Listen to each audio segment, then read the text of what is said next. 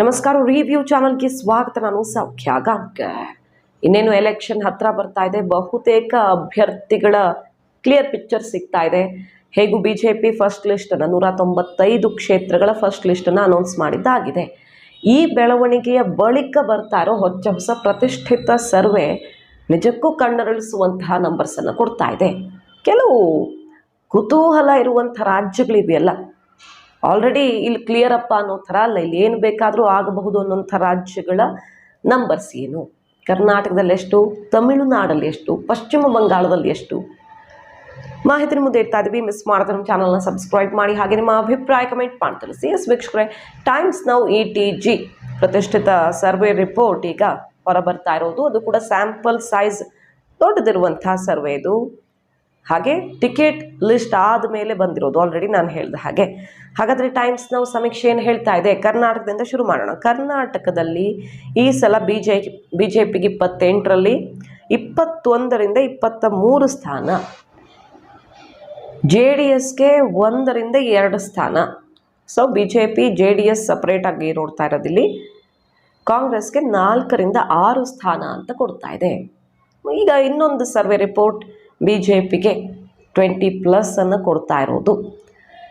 ಇನ್ನು ತಮಿಳುನಾಡಿನಲ್ಲಿ ಏನಾಗುತ್ತೆ, ಬಹಳ ಕುತೂಹಲ ಇದೆ. ಅಣ್ಣಾಮಲೈ ಅಬ್ಬರಿಸ್ತಿರೋ ರೀತಿಯಲ್ಲಿ ಜನಸಾಗರ ಬಿಜೆಪಿಗೆ ವ್ಯಕ್ತವಾಗ್ತಿರೋ ರೆಸ್ಪಾನ್ಸ್, ಈ ಲೋಕಸಭೆಯಲ್ಲಿ ಎಷ್ಟು ಗೆಲ್ತಾರೆ ಅನ್ನೋದ್ರ ಮೇಲೆ ಬಿಜೆಪಿ ಮುಂದಿನ ವಿಧಾನಸಭೆ, ತಮಿಳುನಾಡಿನ ಮುಂದಿನ ವಿಧಾನಸಭಾ ಚುನಾವಣೆಯಲ್ಲಿ ಗೆಲ್ಲೋದಕ್ಕೆ ಅವಕಾಶ ಇದೆಯಾ ಇಲ್ವಾ ಅನ್ನೋ ಒಂದು ಟ್ರೇಲರ್ ಸಿಕ್ಕಂಗಾಗತ್ತೆ. ಏನು ಹೇಳ್ತಾ ಇದೆ Times Now ETG survey? Tamil Nadu 39 ಸೀಟ್ಸಲ್ಲಿ ಬಿಜೆಪಿ ಎಷ್ಟು ಗೆಲ್ಲುತ್ತೆ, DMK ಎಷ್ಟು ಗೆಲ್ಲುತ್ತೆ? 29ರಿಂದ 35 DMK ಪ್ಲಸ್ ಕಾಂಗ್ರೆಸ್, ಅಂದರೆ INDIA ಅಂತ ಕೊಡ್ತಿರೋದು. 29ರಿಂದ 35 ತನಕನೂ ಹೋಗಬಹುದು. ಬಟ್ ಬಿಜೆಪಿಗೆ 2ರಿಂದ 6, ಮ್ಯಾಕ್ಸಿಮಮ್ 6, ಮಿನಿಮಮ್ 2 ಅಂತ ಕೊಟ್ಟಿದ್ದಾರೆ. AIADMKಗೆ 1 ಸೀಟ್ ಕೊಟ್ಟಿರೋದು. ಈಗಾಗಲೇ 2ನೇ ಸ್ಥಾನಕ್ಕೆ ಬಂದಿದೆ ಬಿಜೆಪಿ ತಮಿಳುನಾಡಿನಲ್ಲಿ ಅನ್ನೋದು ಎಲ್ಲ ರಿಪೋರ್ಟ್ಗಳಲ್ಲಿ ಮತ್ತು ಅಲ್ಲಿನ ಪರಿಸ್ಥಿತಿ ನೋಡಿದ್ರೇ ಗೊತ್ತಾಗ್ತಾ ಇದೆ.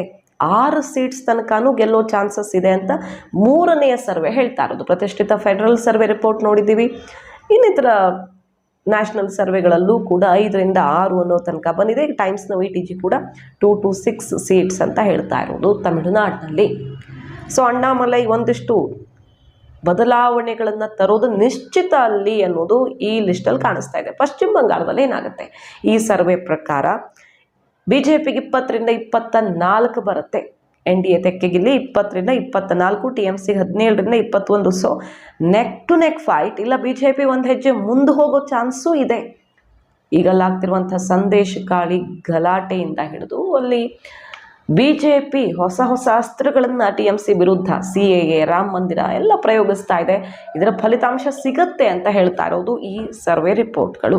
ಇನ್ನು ಆಂಧ್ರದಲ್ಲೂ ಕುತೂಹಲ ಇದೆ, ಯಾಕಂದರೆ ಹೊಸ ಮೈತ್ರಿ ಏರ್ಪಡ್ತಾ ಇದೆ. ಅಲ್ಲಿ TDP ಮತ್ತೆ NDA ತೆಕ್ಕೆಗೆ ಬೀಳೋದು ಖಚಿತ ಆಗಿದೆ. ಜನಸೇನಾ, TDP, BJP ಒಂದಾಗಿ YSRCPಗೆ ಸೆಡ್ ಹೊಡೆಯೋಕೆ ರೆಡಿ ಆಗಿದ್ದಾರೆ.